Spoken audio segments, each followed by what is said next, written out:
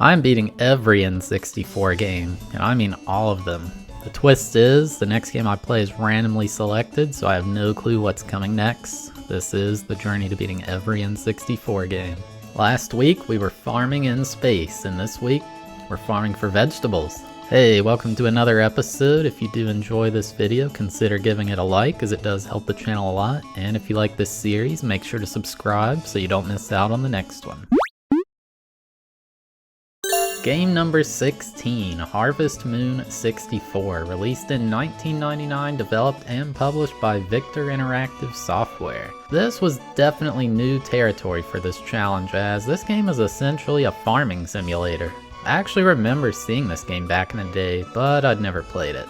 Nor had I ever played any kind of farming sim before. So this game only has one mode, which is the main single player mode. However, there's no clear goal in mind. You just kind of do whatever you want. There is one thing noteworthy though.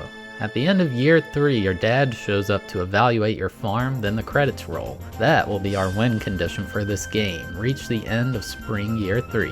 The first thing it has you do is pick your birthday season, either spring, summer, fall, or winter. And I chose spring because, I don't know, why not? We also had to name our farm, which I called it K-Kona. Then I had to name my dog. Hey, cool, we got a dog in this game. I named the dog Bob. So after that, it just dumps us right into the game. Our character eats a giant rice ball and then we go at it. You start in your house, which right now the only relevant things are the bed, which advances to the next day, and the TV, which you can view things like the weather or informational programs, which are just small in-game tips. When we go outside, the mayor is standing there and he offers us a tour of the town. This is nice of the game to let you know where things are, but I honestly forgot everything he said immediately after the tour was over. And after the tour, you go to your house and there's this big guy with a mullet who says he buys supplies from us if we drop them in this thing in front of our house. Basically crops we've planted, fish we've caught, ores we've mined, or things we've foraged outside.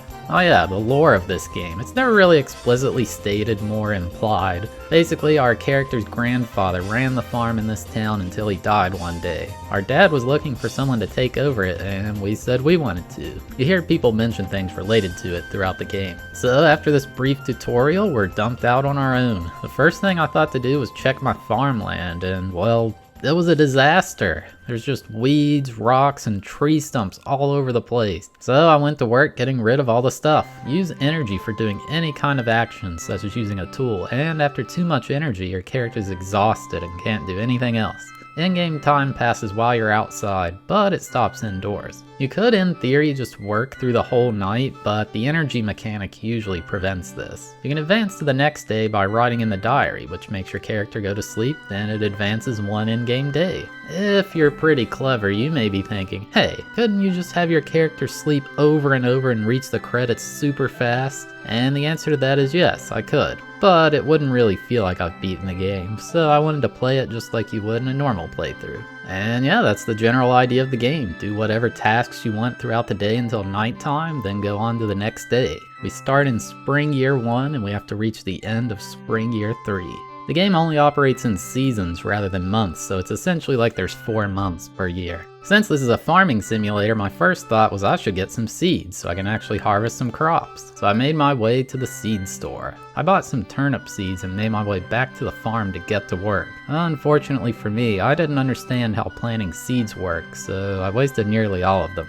Basically, you just plant the seeds in like a 3x3 square from the spot you plant them. The next day it was raining, which is kinda nice because it means all your planted crops get watered automatically. I found some old dude in the woods who gave me a fishing rod. Catching fish is just another way to make money, not really anything too special. Eventually I found my way to a ranch where there was a horse. Some girl came up to me and said she wants me to enter into the horse race, so her family gave me a horse. Naturally I named it Bobby, so I didn't get it confused with Bob. Also, there was a cow on their ranch, and I tried killing it with an axe, but it didn't work. Anyway, after a few days of nothing interesting happening, my amazing 2 turnips had finally grown and I could sell them. Alright. Oh my god, look at these. Are they ready to harvest?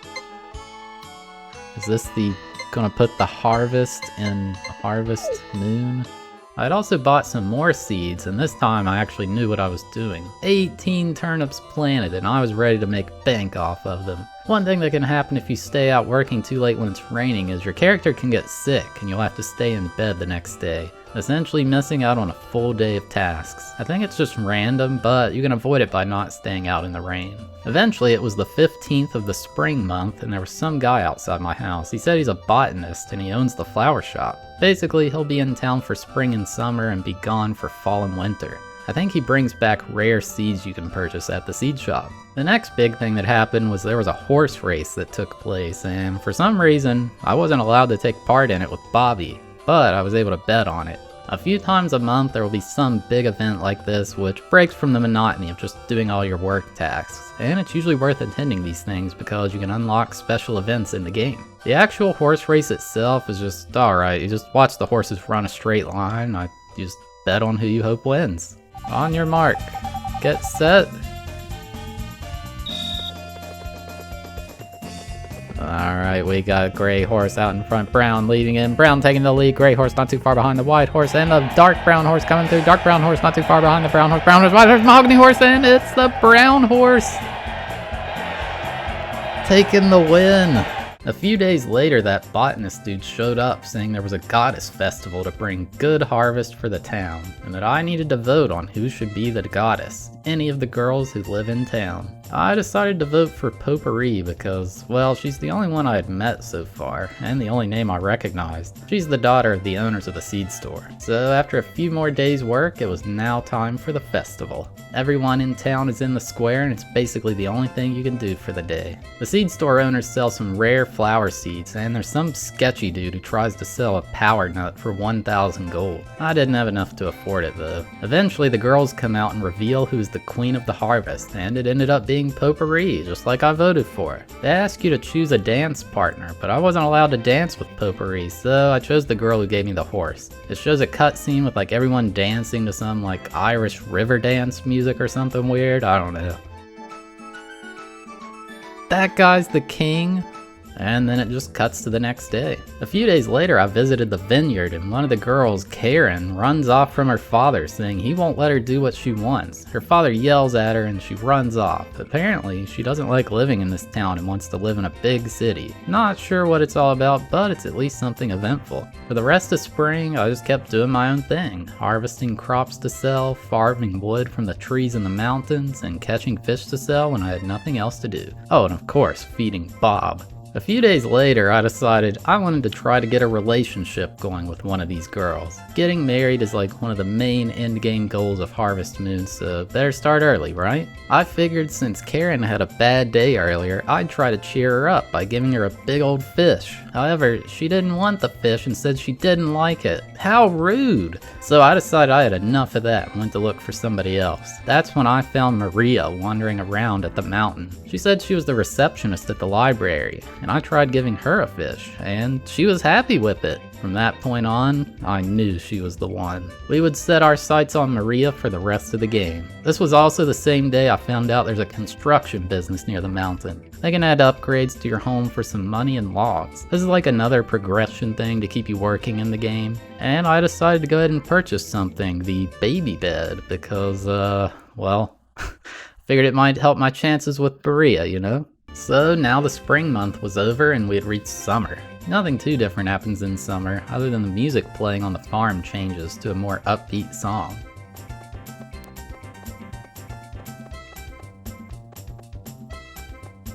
The main thing that happens though is the type of plants you can grow changes each season. In fall it was turnips and potatoes, and in summer you can plant tomatoes, grass, and corn. Corn ends up being the best thing you can have because it regrows after you harvest it.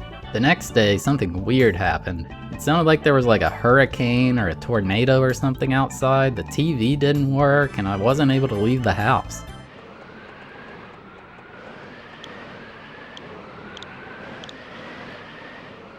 Toto, I don't think we're in Kansas anymore.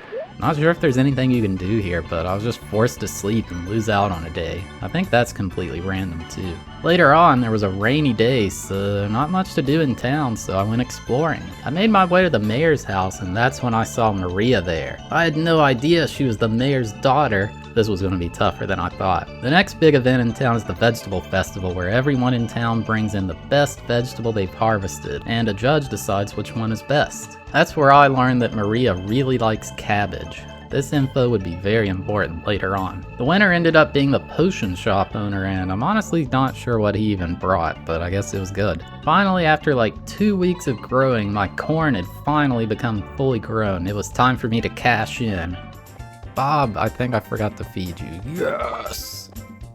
What? Corn respawns? Oh my goodness. And man, did I make bank. Plus the corn regrows so I could harvest it again later on. One harvest from packs of corn seeds made me almost 2,000 gold.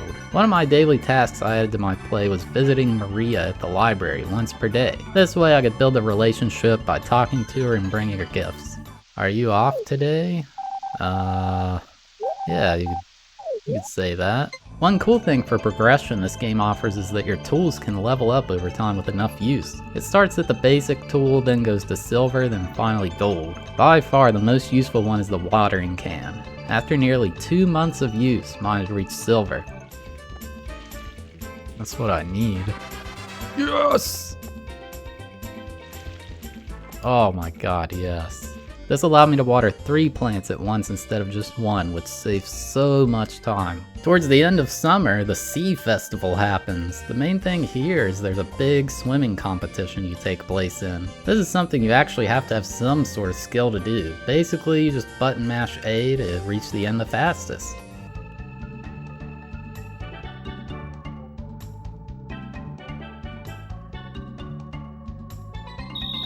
Yes, I think I won. For winning, you get a statue of a pig put in your house and a picture taken of the event. You can view the pictures you've had in your journal in your house, and they kind of act like an achievement type system for the game. Pretty cool. I had grown some tomatoes for the summer season and they turned out great. I was making some serious cash at this point and I wanted to do something with it. I had my eyes set on buying a greenhouse upgrade for my house, which is the most expensive one. It costs 30,000 gold, but it's gotta be awesome if it costs that much, right? So then summer had come to an end and fall was here. Once again, the music changes with a new season to something a bit slower and more fall sounding.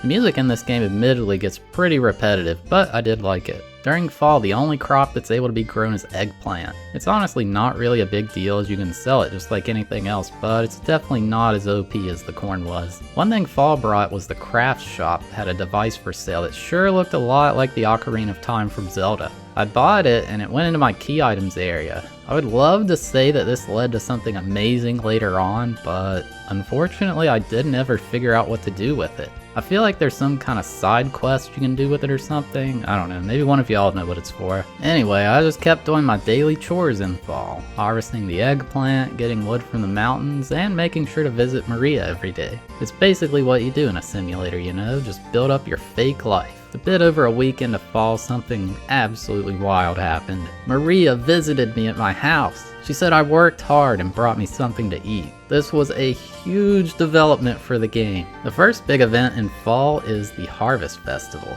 Basically, people gather in the town square and bring food they've cooked, and the Harvest King is declared. One big thing here is all the girls in town cook something and ask you to try it. So I tried everybody's food and said it all sucked. Except Maria, of course. I told her her food was the best thing I'd ever eaten. And the way they decide the king is super weird. Some girl brings out cake, and if you have coins inside your slice of cake, then you're the king. Some dude named Cliff ended up being the king, and honestly, I couldn't even tell you who that is. Then the game asks you to choose someone to dance with, so obviously I picked Maria, and I couldn't believe it. She said yes. It shows everyone dancing to that weird Irish folk music and then cuts to the next day. So after that exciting moment, back to the old chores grind. Eggplants, Maria, and wood.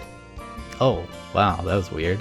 Oh yeah, I forgot, the game crashed randomly while I was cutting logs. Literally no clue why that happened, and it never happened again in the entire playthrough. Thankfully the game saves every single time you sleep, so no progress lost. Towards the end of fall, the town holds what they call the Egg Festival. Everyone gathers in the main part of town and there's a bunch of baskets scattered around. Basically, it's kind of like an Easter egg hunt. The mayor will hold up a certain color of egg and you have to go search the baskets to find that egg. I think it's all completely random, but not 100% sure. Anyway, this is super easy to beat the other people in the town, so it's honestly a free win.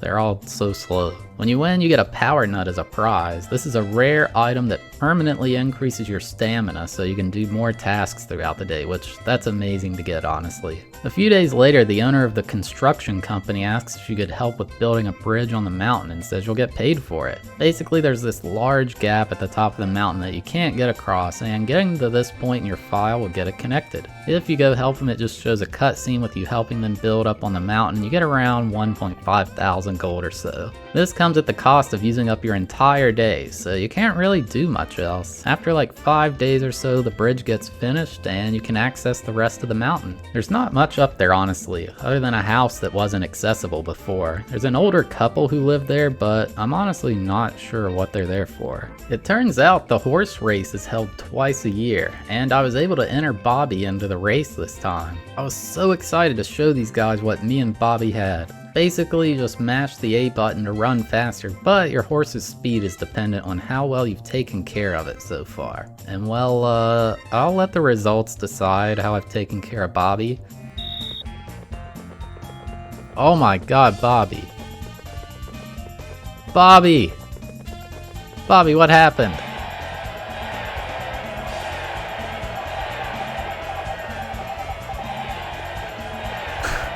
Bobby sucks!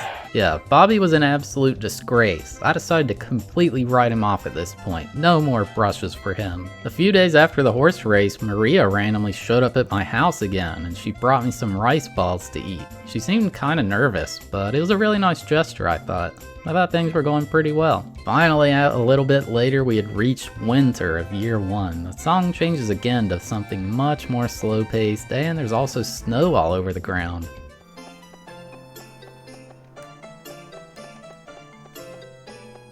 You can't grow any crops in the winter, so I had to find other ways to make money. One way was with a very unusual request I got right at the start. The owner of the ranch asked me to watch over someone's cows for a few days. I think this is the game trying to get you interested in owning animals because they're very expensive and you probably haven't gotten any yet. Basically, I just have to make sure to feed them and brush them once a day. After a few days, the family takes the cows back and you get 1,000 gold.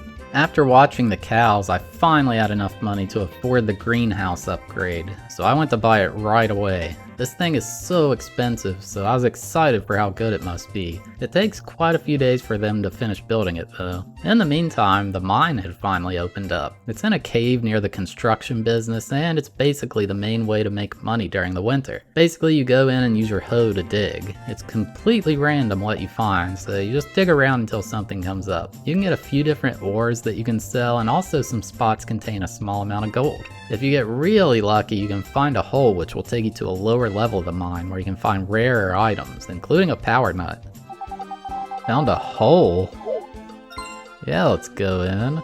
I think you can go down a total of like 5 levels or so if you keep getting lucky, and you can keep mining till you run out of energy, then they kick you out. So after a bit of mining, finally, the greenhouse was finished, and man, this thing is absolutely worth it. One big perk that immediately helped me out was you're able to grow crops inside of it, even during the winter. Plus, it is an indoor location, so the in-game timer doesn't progress while you're managing your crops. This gives you a huge amount of extra time during the day, and it has a pool in it to refill your watering can, as well as a storage container to place your harvest so you can sell it, just like outside. It's like the perfect OP in-game building. Once you have this, you can truly start grinding towards the end game. During the first winter, another construction project you can help with takes place. This time they're building a hot spring on the mountain. It behaves just like the bridge project, just for a different thing. You can jump in the hot springs and it's apparently supposed to refuel your energy, but it never worked for me. Also in this time I got the golden water watering can, which meant I could water a 3x3 area in one swipe. This was so awesome, and it just saved so much time dealing with my crops. It turns out winter has the best event of the entire game, the dog race. We get to have Bob enter a race, and he's awesome. It's the same idea as the horse race, except you can't even influence it by pressing A. The race was going wild, and it was impossible to tell who won. Wait, is Bob in this? Bob, go! Is that Bob down in the bottom?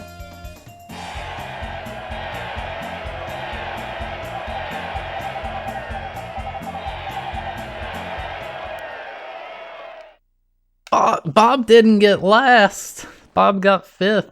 Actually, it shows the results screen, and it turns out Bob got 5th place, which is not last. Bob is officially awesome and way better than that horse, Bobby. So, remember how we learned a while back that Maria liked cabbage at the vegetable festival? Well, I was about to finally use this to my advantage. See, with the greenhouse, you can plant any crop during any season. You aren't limited by what month it is. This meant I could grow cabbage outside of the spring months, and I had finally harvested some. I immediately brought my crop to the library to show Maria what I had for her. She was like, "Oh yeah, cabbage!" and she gave me a recipe for some rolled cabbage.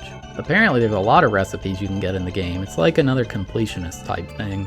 Towards the end of winter, there's some Starry Night festival that takes place at the church. I'm not really sure what it's all about, but Maria asked me to go, so obviously I went. Basically, people are gathered in the church and a bunch of girls play some music. Maria's playing the organ. After the performance, I talked to Maria and it gave me 2 options, let's go or good night. So obviously I said let's go. I had no clue what we were doing and my heart was absolutely racing. Turns out this is why it's called the Starry Night Festival. We went outside and watched the stars, and yeah, that was the end of that. So winter had ended and we'd finally finished the first full year. Many things repeat in the next years, but there's definitely some new developments. The first new thing occurs on the very first day of year 2, the New Year's party. Everyone's gathered in the town square to celebrate making it to the new year. I'm not sure what happens here because Maria offered me a drink and then I passed out. They carried me back to my home and then it was the next day. Another new thing is there's this weird outdoors looking dude on the mountain who says he's looking for a rare blue butterfly. More on that later. Basically in year 2 I just kept doing my good old routine. Tend to my crops in the greenhouse, collect logs from the cabin, force Maria to eat my cabbage. Wait. Oh, you brought me some more cabbage? Thanks, I'm not hungry though. Maria, eat the cabbage! Maybe I gave her too much cabbage, cause one night later when I went to sleep I had this weird dream or something. At least, I hope it was a dream. Something about a girl in the summer and visiting me. I don't know, it was really weird. Could have just been Maria standing over my bed staring me down. One thing I missed the previous year from spring is the sewing festival. The Harvest King picks an assistant to fly off in a hot air balloon with him, and everyone else puts a seed in a balloon and lets it loose into the air. Some weird thing, I don't know. I guess it's to help with the harvest for the year or something. A few days later I was making my rounds to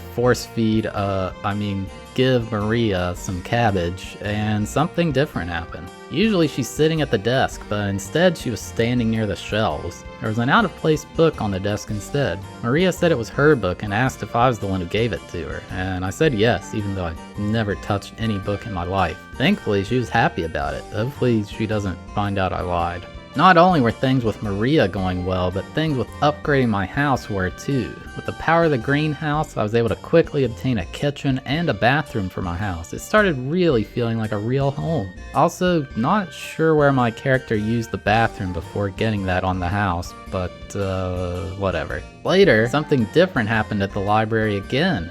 Maria was on the floor in pain. She said she twisted her ankle and I had the option to help her or get help. So obviously I carried her back to her house, but then immediately after I did, her door was locked. I had no idea what was going on. She just locked me out. Then the very next day, I went to Maria's house and her mom told me she was sick and I should go into her room to visit with her. Normally you're never allowed in there, so this was a huge deal. She just says she's glad you visited her and you can look around her room. The only noteworthy thing here is there's a book she says is an unfinished children's book she's been writing and she's too embarrassed to show it to us. But yeah, you could say things were getting pretty serious now. Things were moving so fast, I was freaking out. The next day, I visited Maria at the library for a daily cabbage offering, and she was just acting weird. She was acting like she wanted to tell me something, but then she pretended like it was nothing. She kept acting like this for the next few days, and I just had no clue what was going on. Luckily, the Harvest Festival was coming up to get my mind off this for a bit. Once again, we pick who we want the goddess of the harvest to be, so obviously I voted for Maria, and she ended up winning. It was bittersweet though, because I knew she was supposed to dance with the king of the harvest. However, as luck turned out, he asked me to switch with him, so I got to dance with Maria. What a crazy turn of events, I couldn't believe it. A few days later, Maria showed up at my house, which as you know is a very rare thing. She said she drew me a picture and she was embarrassed about it, but wanted me to have it. I don't think it's like an actual picture, because I couldn't find it anywhere, even in the journal. I don't know, it was weird. Also, at this point in the game, I was getting more money than I knew what to do with, so I decided to buy a cow. Can't be too hard to take care of, right? Just gotta feed it and brush it. Another new event that takes place in year 2 is the seed shop gets a rare seed that they only have one of. I decided to buy it because I just have infinite money at this point basically, and it turned out to be the blue mist seed. Potpourri was so excited I bought it and she wanted me to plant it in a very specific spot. Basically, she says I had to water this every single day or else it would immediately die. No pressure, right? Things were going along nicely, the cow was doing well, the blue mist plant hadn't died, Maria said she likes me. Wait, what the heck?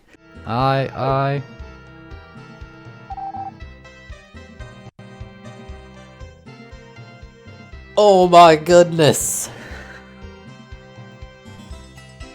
This is quite the turn of events. That's right, after bringing her cabbage later in the month, she stopped me outside the library and made sure to tell me she liked me. Then she apologized. This was nuts! I didn't realize things had gone this far. Just when I thought things couldn't get any more crazy, they did. Maria showed up at my house again, but this time it was in the middle of the night. My heart was racing and I talked to her. She said we should go up on the mountain because there's something really cool to see. And also she said we needed to be quiet and sneaky for whatever reason. Not sure what that was all about. But it like plays this cutscene where there's fireflies up on the hill and whatever, and god, this was just getting out of hand. A couple weeks after this, that blue mist seed I planted had finally fully grown and I didn't have to worry about watering it anymore. Also, apparently this flower attracts the rare emerald butterfly and that nature dude from the start of the year shows up. He's so excited to see it and takes a picture. Basically, this is just another event for the album I was talking about for full completion. It was now summer year 2 and I had purchased every upgrade to my home. Along with the greenhouse, baby bed, kitchen, and bathroom, I now had stairs that led to the roof and a wooden deck outside. This was a turning point in the game as I now felt I didn't really have much to work towards as far as money goes. It was the main issue the game had, I thought, in that there wasn't too much in-game content to work towards. I guess getting the greenhouse early kinda sped up the process, but I think the point still stands. So now I'd found my way to the craft store to see what kind of things they had. There was this weird blue thing for sale, so I decided to check it out. The owner was being real weird about it, saying, "Oh, you must have big plans if you're buying that." I examined it and it said I had to give it to my favorite girl. Oh man. This was the point of no return. I worked up so much courage and I went to the library. There was Maria, probably bracing herself for me to shove cabbage in her face, but instead I gave her a blue feather. It like throws some sparkles over her head and then she said she would be happy with me. I still wasn't sure what the heck had happened. Apparently things in this town move fast, cause exactly 1 week later I figured out what had happened. Apparently that blue feather meant I had proposed to Maria, and we got married just a week later. And just to think, 14 hours ago I had never met her before. The next day she was in my house and called me honey. I don't know, it all still felt really weird. Also, I guess now that she's married to me, she quit her job at the library, cause when I went there her mom was working there. Doesn't really seem like anything different in the game happens after you get married other than your partner being in the house with you. Kind of underwhelming. Although there was one night where Maria was waiting by the bed, then got in there with me when I went to sleep. Not sure what the heck that was all about, she should get her own bed. So now that I'd bought all the house upgrades, had a few animals to my name, and married Maria, the game didn't really feel like it had anything left for me to work towards. My money was just piling up with nothing to spend it on, and I didn't even need to give Maria cabbage anymore. So this is when I kinda started rushing through the rest of the days. I focused less on harvesting my crops and just kinda played the day to see if there was any special events going on, and if not, I just went to the next day. One of those duties that I neglected was feeding my animals, and after a couple weeks, all my chickens died. And the game absolutely makes you feel awful for letting your animals die, but you know, I needed to finish the game, so yeah. It was now nearing the end of fall year 2, and Maria said she was feeling weird and kinda sick. I didn't really think anything of it, but she kept feeling that way day after day. Then a few days after that, Maria started saying she was forgetting things a lot more often. This was really weird, and I just had no idea what was going on. A couple weeks of this, and I finally realized what was going on. Maria told me she was pregnant. How the heck could this happen? I never saw a stork flying anywhere near this house. Like, I don't know. How'd she not know that's just a big pile of cabbage in her stomach? Either way, this was big news, and it was something we had to deal with. Nothing really relevant happened from then on out. It was now spring year 3, so close to the end of game credits. That's when the big day came. Maria's mom and some old lady were at my house, and Maria was in bed. This was it. The baby was going to be born on this day. They all yelled at me and told me to leave, so I kinda just wandered around outside until they were done. It's too bad. I really wanted to see the logistics of how the stork would bring her a baby, but oh well. After some time they were done, and there was now a baby in the bed with Maria, and I guess this baby was also mine, huh? It asked me to name the baby, so naturally I named it Cabbage. After you have the baby, nothing really happens with it. I think even if you let your game go on until like year 30, it would still just be a baby. And that's really the last big event of the game. Now comes Judgment Day. So finally the time had come. We had reached the end of spring year 3, and our dad came to the farm to see how we were handling things. He basically goes around town and asks people how well you've done in certain things. They said I don't socialize much, but I do well with girls and I'm strong and healthy. The farm owner said I don't have a sense of responsibility, probably because all my animals died. The construction owner was impressed with my home. The seed guy said I was good at growing plants. Then Maria shows him the baby, and he says I don't have any friends, which, what the heck, Dad? That was rude. Then the credits roll. Game complete. Ooh, so there you have it. My journey to beating Harvest Moon 64. I know this video was pretty long, but there were just so many unique things to cover in it. I thought the game was pretty fun, and it's just a nice chill way to pass some time, you know? There's better farming simulators out there nowadays, but I bet back in the 90s this would have been amazing. I think the main issue with the game for me was the lack of in-game content. After finishing my house upgrades, there was really no point in growing plants anymore. But you can't expect too much from such an old game, I guess. I gave it a 5.5 out of 10 for enjoyability and a 1 out of 10 for difficulty, because there's really no way you can lose. But yeah, if you made it this far, thank you so much for watching. I really appreciate it. If you did enjoy the video, consider giving it a like, because it does help the channel a lot. And if you like this series, make sure to subscribe so you don't miss out on the next one. But yeah, thanks for watching, and here's a sneak peek at what is coming next. Still no Japan games yet, so there are 291 here on the list. We'll just get to it. 3, 2, 1... 288. It's right here, the next WWF game, which is Wwf Warzone.